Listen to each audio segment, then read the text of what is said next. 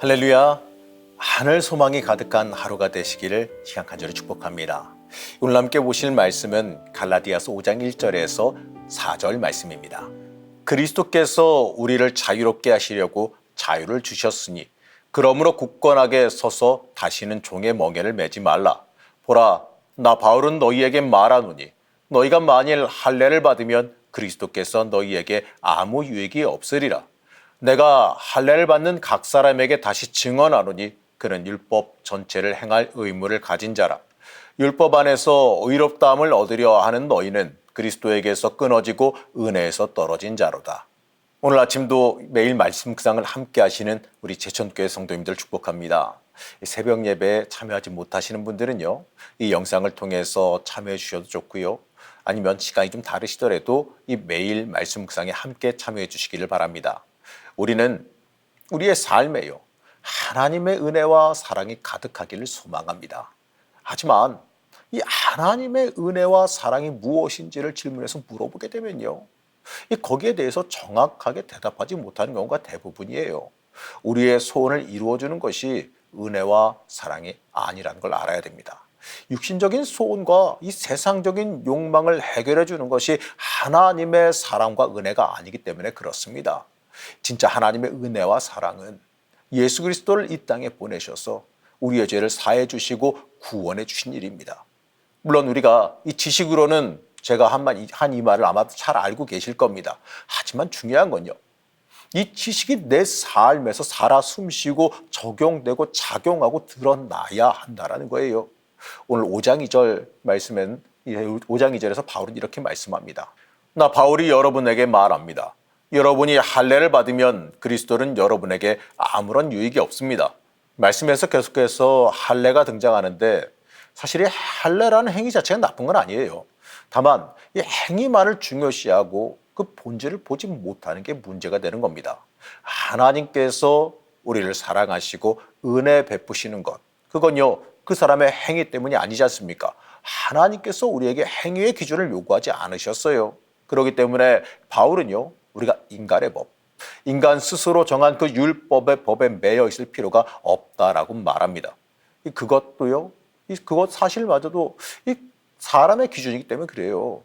우리는요, 어떠한 종교적인 행위에 매여 있어서는 안 됩니다.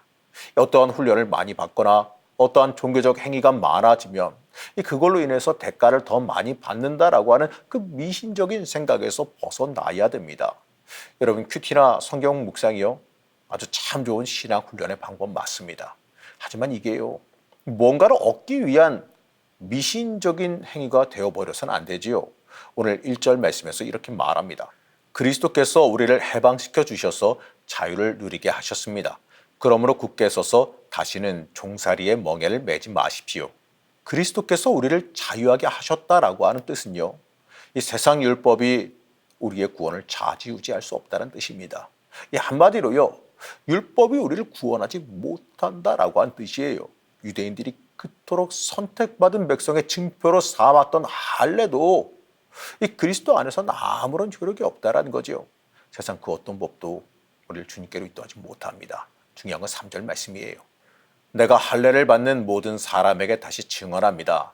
그런 사람은 율법 전체를 이행해야 할 의무를 지닙니다. 할례를 받는 사람은 율법 전체를 행할 의무를 가졌다라고 말합니다. 이 세상의 법을 지키는 일로 구원받고자 한다면 또 다른 법, 모든 법을 다 지켜 행해야 한다는 뜻이에요. 여러분, 세상에 이런 사람은 존재할 수가 없어요. 완벽하게 모든 율법을 인간이 다 행할 수가 없게 되어 있기 때문에 그렇습니다. 그렇기 때문에 4절에서 바울은 이렇게 말합니다.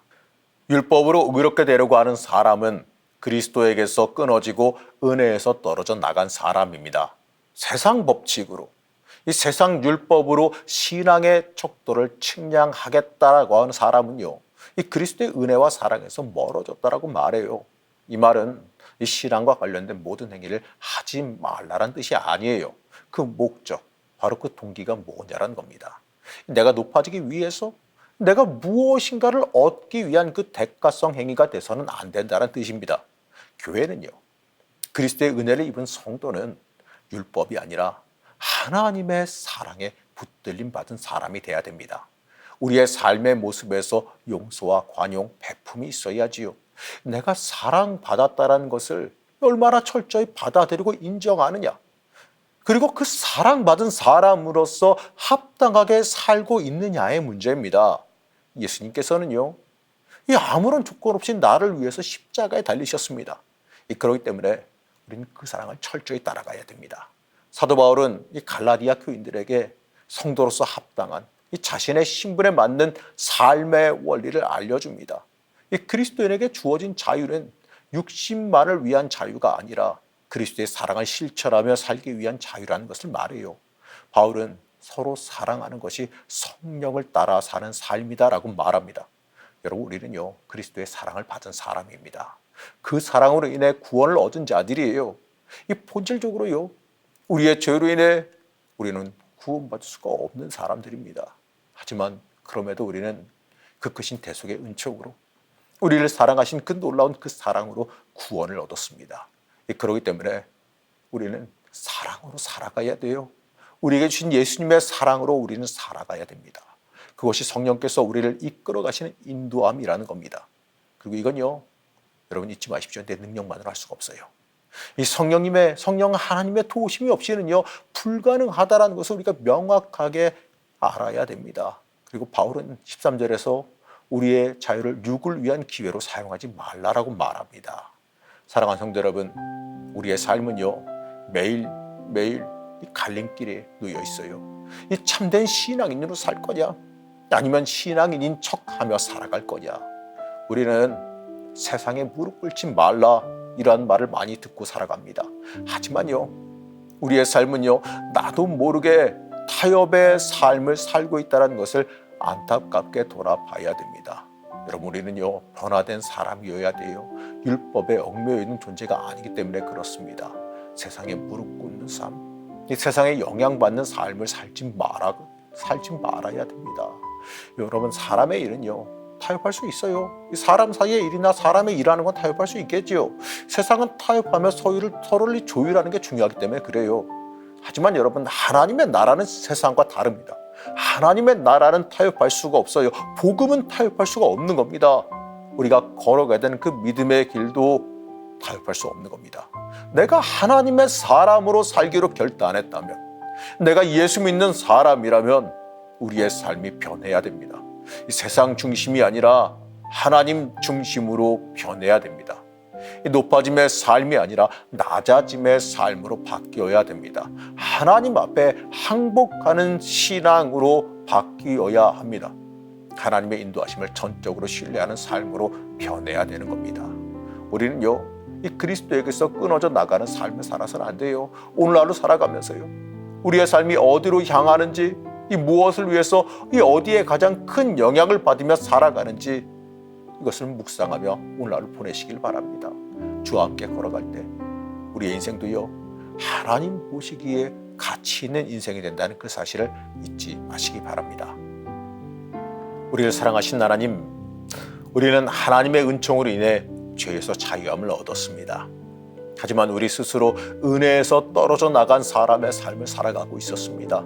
하나님 앞에 무릎 꿇지 않고 세상 앞에 무릎 꿇고 세상의 미련이 남은 상태로 살아왔습니다. 우리의 죄악을 용서하여 주시고 우리의 삶이 하나님 중심으로 변화할 수 있도록 도와주시옵소서. 오늘도 우리의 삶이 하나님 앞에 굳건히 서기를 원하오며 거룩하신 예수님의 이름으로 간절히 기도드렸습니다. 아멘.